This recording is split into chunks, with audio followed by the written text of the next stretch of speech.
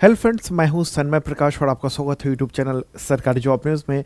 और ऐप का नाम है शार्प लर्निंग, जहां पर कई सारे कोर्सेज चल रहे हैं। तो कई महत्वपूर्ण टॉपिक्स हैं एग्जामिनेशंस के लिए जो जानना ज़रूरी है। करंट अफेयर्स के उन सब पर एक एक करके बात करेंगे, ठीक है। तो हम लोग अभी पीछे का ही चल रहे हैं, रेगुलर होंगे, 2-3 दिनों में रेगुलर हो जाएंगे, ठीक है। लेटेस्ट अपडेट आपको मिला करेगा। तो चलिए शुरू करते हैं। Current affairs important. और हाँ, बीपीएससी का कोर्स चल रहा है 71st बीपीएससी के लिए, तो ज्वाइन कर सकते हैं ऐप पर, शार्प लर्निंग ऐप पर। और करंट अफेयर्स के कोर्सेज भी हैं, बेसिक मेंबरशिप है और आईएसपीएस मेंबरशिप है, वो भी देख सकते हैं। तो शुरू करते हैं और पहला क्वेश्चन लेते हैं। इंपॉर्टेंट क्वेश्चन है, प्रधानमंत्री नरेंद्र मोदी ने किस केंद्र शासित प्रदेश में जेड मोड़ सुरंग परियोजना का उद्घाटन किया जनवरी 2025 में? आंसर क्या होगा इसका? आंसर होगा जम्मू कश्मीर में, ठीक है। और ये न्यूज़ देख रहे हैं, जेड मोड़ जो परियोजना है वो काफ़ी इंपॉर्टेंट है आपके एग्जामिनेशन के लिए। ये एक सुरंग है, ठीक है। तो 13 जनवरी को प्राइम मिनिस्टर नरेंद्र मोदी ने जम्मू कश्मीर के सोनमार्ग में, ठीक है, कहाँ पर? सोनमार्ग में, वहाँ पर 6.5 यानी 6.5 किलोमीटर लंबी जेड मोड़ सुरंग का उद्घाटन किया है। और ये जो परियोजना है उसको किसने विकसित किया, डेवलप किया है? तो NHIDCL ने। क्या है? NHIDCL ने, ठीक है। इसका फुल फॉर्म क्या होता है? फुल फॉर्म होता है इसका national highway infrastructure development corporation limited, ठीक है। तो इसके ज़रिए क्या होगा, जो मध्य कश्मीर है उसका जो गंदरबल ज़िला है वो कंगन शहर को जोड़ेगा, ठीक है। अच्छा, नाम क्यों है जेड मोड़? दरअसल जेड मोड़ जो सुरंग है उसका निर्माण सोनमर्ग के आगे हुआ है, सोनमर्ग के आगे गगनगीर गांव के पास। और वहाँ पर क्या है कि जो रोड है ना वो जेड की तरह बना हुआ है। और सोनमर्ग काफ़ी पॉपुलर टूरिस्ट एरिया भी है।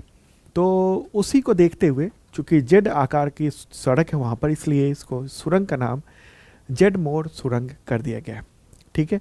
और इस सुरंग का निर्माण जो है ना जिस जगह पर किया गया है वो समुद्र तल से 8,500 फीट से अधिक की ऊंचाई पर है। सर्दियों के दौरान यहाँ पर हिमस्खलन होते हैं, वहाँ खतरा होता है। तो ऐसे में ये सुरंग जो है ना वो मदद करेगा सर्दियों में भी, चाहे बर्फबारी हो रही हो, कितनी भी ख़राब मौसम हो, तो सालों भर वहाँ तक जाने की एक बेहतर स्थिति रहेगी, ठीक है। देखिए, इस सुरंग का जो निर्माण कार्य है ना वो 2012 में मतलब प्लान बनाया गया था सीमा सड़क संगठन के दौरान, यानी BRO के द्वारा। बाद में फिर NHIDCL को ये पूरी जिम्मेदारी दी गई और अगस्त 2023 तक पूरा होने की उम्मीद थी, लेकिन थोड़ी देरी हुई है। और इसका सुरंग का जो सॉफ्ट ओपनिंग है वो फरवरी 2024 में किया गया था। उद्घाटन अब हुआ है 13 जनवरी 2025 को प्राइम मिनिस्टर नरेंद्र मोदी के द्वारा, ठीक है। ये जेड मोड़ जो सुरंग है ना वो जोजिला सुरंग परियोजना से ही भी जुड़ा हुआ है कुछ। और जोजिला का जो उद्देश्य यही है कि श्रीनगर से लद्दाख तक पूरे साल की कनेक्टिविटी हो, ताकि पर्यटक जो है ना वो पूरे इलाके में जा सके, साथ में जो हमारी सेना है वो बहुत तेज़ी से सीमा तक पहुंच सके, ठीक है। वैसे जोजिला जो सुरंग है वो 12,000 फीट की ऊंचाई पर बन रही है और उस पर उसका निर्माण कार्य अगले साल तक पूरा होने की उम्मीद है, 2026 तक, ठीक है। तो एक महत्वपूर्ण बात रही, जम्मू कश्मीर में इसका निर्माण कार्य पूरा हो चुका है। जम्मू कश्मीर के मुख्यमंत्री कौन है? उमर अब्दुल्ला है। और उपराज्यपाल कौन है? मनोज सिन्हा। चलिए आगे बढ़ते हैं और अगला प्रश्न होगा काफ़ी महत्वपूर्ण। यूरोपीय जलवायु एजेंसी कोपरनिकस के अनुसार अब तक का सबसे गर्म वर्ष कौन सा रहा है? पिछले 1.25 लाख साल की बात हो रही है। आंसर होगा 2024, ठीक है। और ये न्यूज़ देख रहे हैं आप, देखिए अभी आप ठंड से ठिठुर रहे होंगे, लेकिन पिछला साल जो 2024 का रहा है वो 1.25 लाख साल में सबसे गर्म रहा है। और ये डेटा किसने दिया है? कोपरनिकस ने दिया है, ठीक है। पिछले साल यानी 2023 जो था, मतलब इससे पहले 2024 से पहले 2023 भी सबसे गर्म साल था, उसका रिकॉर्ड तोड़ दिया 2024 ने, ठीक है। कुछ डेटा देख लेते हैं। तो धरती का जो तापमान है वृद्धि है ना, यानी ये सारे दुनिया के देश मिलकर जलवायु पर समझौता किया था, पेरिस जलवायु समझौता किया था। और ये तय किया था कि औद्योगिक क्रांति से पहले के मुकाबले जो है ना वो टेम्परेचर का जो ग्रोथ रेट है उसको 1.5 डिग्री सेल्सियस मतलब उतना ही बढ़े वो, ठीक है। वैसे तो 2 डिग्री सेल्सियस का, लेकिन यह है कि 1.5 डिग्री सेल्सियस के नीचे ही रखा जाए जो टेम्परेचर जो ज़्यादा बढ़ रहा है उसको। लेकिन ये इस बार हम लोग देख रहे हैं कि औद्योगिक क्रांति से पहले की तुलना में, यानी 1870-80 की तुलना की बात करेंगे हम अभी में, तो ये 2024 में जो बढ़ गया है वो 1.55 डिग्री सेल्सियस अधिक रहा टेम्परेचर। औद्योगिक क्रांति से पहले के मुकाबले की बात करिए, कंफ्यूज मत होना आप, ठीक है। ये डेटा एग्जामिनेशन में पूछा जा सकता है, इसलिए मैंने ये दिया है आपको, ओके। और एक और बात की 2024 का औसत वैश्विक तापमान कितना रहा है, तो औसत की बात करेंगे तो 15.1 डिग्री सेल्सियस रहा है, ठीक है। कितना? 15.1 डिग्री सेल्सियस रहा है, औसत की बात हो रही है यहाँ पर 2024 का, ओके। और सवाल यहाँ पर होगा कि हमने इससे पहले कहा कि 1.25 लाख साल का रिकॉर्ड टूट गया है, तो ये कैसे टूटा है? तो इसके बारे में कोपरनिकस के जो रणनीतिक जलवायु प्रमुख हैं सामंथा बर्गेस, तो उन्होंने बयान दिया है। उनका ये कहना है कि लगातार जो हम लोग कोयला, तेल, गैस ये सब जला रहे हैं, उसकी वजह से ग्रीन हाउस गैसेस का की जो मात्रा है पृथ्वी पर वो बढ़ रही है, और इसकी वजह से जो पृथ्वी है वो लगातार गर्म हो रही है, जलवायु गर्म होता जा रहा है। अब सवाल यहाँ पर ये भी होगा कि आखिर 1.25 लाख साल की बात हम कैसे कर रहे हैं, कैसे दावा कर रहे हैं, जबकि हमने इससे पहले आपको बताया यहाँ पर देखिए, जो जलवायु का जो डेटा है ना, यानी टेम्परेचर का डेटा रखने की जो बात है, कब से शुरू हुई है? 1850 से। इसी के बाद से टेम्परेचर का डेटा रखने की मतलब रखा गया लगातार, ठीक है। वैज्ञानिकों ने रखा दुनिया भर में टेम्परेचर का डेटा। तो हम अब 1.25 लाख की बात कैसे कर रहे हैं, 1.25 लाख साल की? देखिए, वैज्ञानिकों के पास लाखों साल पुराना टेम्परेचर का डेटा है। पेड़ों के छल्ले, बर्फ़ के कोर, मूंगा चट्टान, इन सब के जरिए कई सहस्त्राब्दी का डेटा वो जुटाया है वैज्ञानिकों ने, और इसी डेटा के आधार पर ये कहा है कि 1.25 लाख साल में सबसे गर्म साल 2024 रहा है, ठीक है। तो गर्मी बढ़ रही है। क्यों बढ़ रही है गर्मी लगातार? क्योंकि जो ग्रीन हाउस गैसेज जो हो रही हैं तो बढ़ रही हैं, उसकी वजह से क्या है, जो गर्मी है ना, यानी सूरज से जो गर्मी आ रही है वो फिर वापस नहीं लौट पा रही है। कुछ गर्मी को वापस लौटना था, लेकिन वो पॉल्यूशन की वजह से, ग्रीन हाउस गैसेस की वजह से वहीं फंस के रह जा रही है, और गर्मी पृथ्वी की बढ़ रही है, ठीक है। और इसका असर क्या होगा आने वाले वक्त में? चरम जो जलवायु घटनाएं हैं वो सब बढ़ेंगे, जैसे हीट वेव बहुत ज़्यादा बढ़ जाएंगे, आंधी, तूफान, बवंडर, इसके अलावा चक्रवात हैं, ये सब बहुत ज़्यादा आने वाले वक्त में देखने को मिलेंगे, ठीक है। चलिए आगे बढ़ते हैं, अगला प्रश्न लेते हैं। उससे पहले आपको बताऊं कि अगर आप करंट अफेयर्स की तैयारी करना चाहते हैं तो बेसिक मेंबरशिप है और दूसरा ISPCS मेंबरशिप है। बेसिक मेंबरशिप जो है वो SSC, रेलवे, टीचर, पुलिस, इन सब के लेवल का है, और दूसरा ISPCS लेवल का ये मेंबरशिप प्लान है। तो अभी छूट चल रही है, तो ज्वाइन कर सकते हैं आप। इस वीडियो के डिस्क्रिप्शन में ऐप है, शार्प लर्निंग ऐप, तो उसके ज़रिए, ओके, इसके ज़रिए पिछले 2-3 सालों का कंटेंट मिल जाता है करंट अफेयर्स का, और अगले 1 साल तक आपको कंटेंट मिलता है, जिसमें वीडियो, टेस्ट, PDF, कई तरह के PDF होते हैं, 1 लाइनर, MCQ नोट्स होता है, वीकली, मंथली, क्वार्टरली, ईयरली, इस तरह के आपको कंटेंट दिए जाते हैं।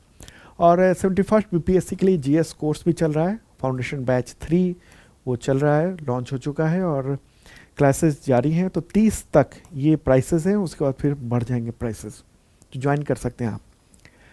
अगला क्वेश्चन लेंगे, आर्मी कमांडर जोसेफ ऑन को किस देश का राष्ट्रपति चुना गया है? आंसर होगा लेबनान का। 9 जनवरी को उनको चुन लिया गया है, और वहाँ आर्मी है, लेकिन आर्मी का कोई वैल्यू नहीं है, ठीक है। लेबनान में ना, वहाँ एक बार मैप के ज़रिए दिखा देता हूँ। चलिए, ये हैं आर्मी कमांडर जोसेफ ऑन, जो कि राष्ट्रपति बन गए हैं वहाँ के। लेबनान चलते हैं, ये प्यारा भारत है, और इस तरफ का हिस्सा जो है वो क्या कहलाता है? ये पश्चिम एशिया, जिसको अमेरिका और यूरोप के लोग क्या कहते हैं? मिडिल ईस्ट कहते हैं। उसी में यहाँ ग्रीन वाला जो ना, ये इजराइल है, और यहीं पर पड़ोस में उसके लेबनान है। और नज़दीक से देखते हैं इस चीज़ को, ठीक है, यह है लेबनान, ओके। देखिए, लेबनान में वहाँ पर जो सरकार में एक हिस्सेदार है, उसका, उस संगठन का नाम है हिजबुल्लाह, ठीक है। उसका अपनी आर्मी भी है लेबनान की आर्मी के अलावा, तो वही उसी ने अभी लड़ाई करी थी किसके साथ, इजराइल के साथ, ठीक है। हालांकि लेबनान का जो चीफ था उसको मार दिया अमेरिका ने, और वहाँ पर लेबनान में जो सेना है उसको जो फंडिंग होती है वो अमेरिका और यूरोप के देश करते हैं, और हमास जो संगठन है वहाँ पर उसको फंडिंग कहाँ से मिलता है, उसको फंडिंग मिलती है ईरान वगैरह से, ठीक है। तो यहीं पर जोसेफ ऑन वो नए राष्ट्रपति बन गए हैं, ठीक है।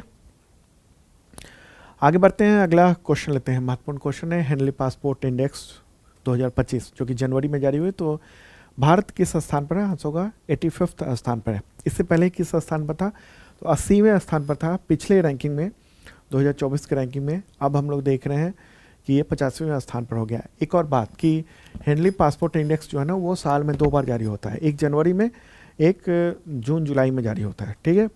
तो ये जनवरी वाला डेटा है जो 85वें स्थान अभी है। और अगर सवाल हो कि भारत के जो पासपोर्ट हैं उसके ज़रिए बिना वीज़ा के कितने देशों में यात्रा की जा सकती है, तो 57 देशों में बिना वीज़ा के यात्रा की जा सकती है, ठीक है। चलिए आगे बढ़ते हैं और इसी से रिलेटेड एक और क्वेश्चन लेंगे हम लोग। प्रश्न होगा कि हेनली पासपोर्ट इंडेक्स 2025 जो कि जनवरी में जारी हुई, उसके अनुसार दुनिया के शक्तिशाली पासपोर्ट की लिस्ट में पहला स्थान किस देश को मिला है, यानी रैंकिंग फर्स्ट किसके पासपोर्ट की है। आंसर होगा सिंगापुर। सिंगापुर नंबर 1 है। सिंगापुर से 195 देशों में वीज़ा फ्री यात्रा की जा सकती है। दूसरा स्थान जो है ना वो जापान का है, वहाँ के लोग 193 देशों में बिना वीज़ा के यात्रा कर सकते हैं। तीसरा स्थान संयुक्त रूप से Finland, France, Germany, Italy, south Korea और स्पेन का है, ठीक है। चलिए आगे बढ़ते हैं और अगला प्रश्न लेते हैं। मार्टिन गुप्टिल, तो उन्होंने 8 जनवरी 2025 को इंटरनेशनल क्रिकेट से संन्यास ले लिया, तो किस देश के खिलाड़ी हैं, आंसर होगा न्यूजीलैंड के खिलाड़ी हैं, ठीक है। ओपनर बल्लेबाज रहे हैं वो, तो उन्होंने अब इंटरनेशनल खेल से रिटायरमेंट की घोषणा कर दी है। अगला क्वेश्चन, किस राज्य के अभ्यारण्य में बैंडेड रॉयल तितली, जिसका नया नाम भी दिया गया है राचना जलिंद्रा इंद्र, तो वहाँ कहाँ पर देखेगी, आंसर होगा त्रिपुरा में, ठीक है। तो टाइम्स ऑफ इंडिया ने इसके बारे में काफ़ी डिटेल में रिपोर्ट जारी की है। 3 जनवरी को ये बताया गया है वन्यजीव अधिकारियों के द्वारा कि त्रिपुरा में ये देखा गया है। त्रिपुरा में एक जिला है, उसका नाम क्या है, सिपाही जला, तो वहीं पर वन्यजीव अभ्यारण्य में है, सिपाही जला वन्यजीव अभ्यारण्य, तो वहीं पर ये देखा गया है, ठीक है। ये तितली देखी गई है, खास तितली है, तो अक्सर वहाँ पर नहीं देखी जाती थी लेकिन वहाँ देखी गई। एक बार त्रिपुरा चलते हैं। ये प्यारा भारत है और इधर वाला जो हिस्सा है ये नॉर्थ ईस्ट है, यानी पूर्वोत्तर, उसी में यहाँ पर ये वाला जो हिस्सा है ये त्रिपुरा है, और इसकी सीमा जो है ना बांग्लादेश से भी लगती है। त्रिपुरा की राजधानी है अगरतला, वहाँ के मुख्यमंत्री हैं मानिक साहा और गवर्नर है इंद्रसेन रेड्डी। अगला क्वेश्चन, हिमाचल प्रदेश सरकार ने Himachal Pradesh institute of public administration का नाम किस पूर्व प्रधानमंत्री के नाम पर रखा है या उनके सम्मान में बदल दिया है ना, आंसर होगा डॉक्टर मनमोहन सिंह, ठीक है। तो ये अब डॉक्टर मनमोहन सिंह के नाम पर हो गया है, और इसका ऐलान जो है ना वो वहाँ पर हिमाचल प्रदेश के जो मुख्यमंत्री हैं सुखविंदर सिंह सुक्खू, उन्होंने विधानसभा में की है, ठीक है। अगला क्वेश्चन, विकसित भारत युवा नेता संवाद 2025 कार्यक्रम का आयोजन कहाँ पर किया गया, जिसमें पीएम मोदी ने हिस्सा लिया है, आंसर होगा भारत मंडपम, ये न्यू दिल्ली में, तो वहाँ पर आयोजित किया गया है। युवा कार्य विभाग के द्वारा ये 10 और 12 जनवरी को 10 से 12 जनवरी तक ये आयोजित किया गया, ठीक है। राष्ट्रीय युवा महोत्सव का आयोजन किया गया, इसमें पूरे देश से युवाओं को बुलाया गया था, बड़े पैमाने पर युवाओं ने इसमें हिस्सेदारी की थी। अगला क्वेश्चन होगा, राष्ट्रीय युवा दिवस कब मनाया जाता है, तो आंसर होगा 12 जनवरी को, स्वामी विवेकानंद की जयंती पर, ठीक है। स्वामी विवेकानंद का जन्म हुआ था 12 जनवरी 1863 को, ठीक है। तो ये दिवस मनाया जाता है उन्हीं की याद में। अच्छा, अगर सवाल होगा कि इंटरनेशनल यूथ डे कब मनाया जाता है, यानी अंतर्राष्ट्रीय युवा दिवस, तो 12 अगस्त को मनाया जाता है हर साल, ओके। अगला क्वेश्चन लेते हैं, लाल बहादुर शास्त्री की पुण्यतिथि कब मनाई जाती है, तो आंसर होगा 11 जनवरी को। भारत के पूर्व प्रधानमंत्री, तो उनका निधन हो गया था 11 जनवरी 1966 को, कहाँ पर, ताशकंद में। ताशकंद कहाँ है, उज्बेकिस्तान में, ठीक है। तो पाकिस्तान के साथ समझौते के लिए गए थे, उसी सिलसिले में वहाँ निधन हो गया था। अगला क्वेश्चन लेते हैं, भारतीय सेना दिवस कब मनाया जाता है? तो आंसर होगा 15 जनवरी को। क्यों मनाया जाता है? तो देखिए 1949 में भारतीय सेना के लेफ्टिनेंट जनरल केएम करियप्पा को भारतीय सेना का कमांडर इन चीफ बनाया गया था। उससे पहले अंग्रेज ही कमांडर इन चीफ हुआ करते थे आज़ादी के बाद भी। तो उसके बाद 1947 को आज़ादी मिली, उसके बाद अंग्रेजी थे जो चीफ हुआ करते थे। फिर पहली बार भारतीय को यानी 1949 में केएम करियप्पा को बनाया गया था कमांडर इन चीफ आर्मी का। तो उसी की याद में ये दिवस मनाया जाता है, ठीक है, 15 जनवरी को।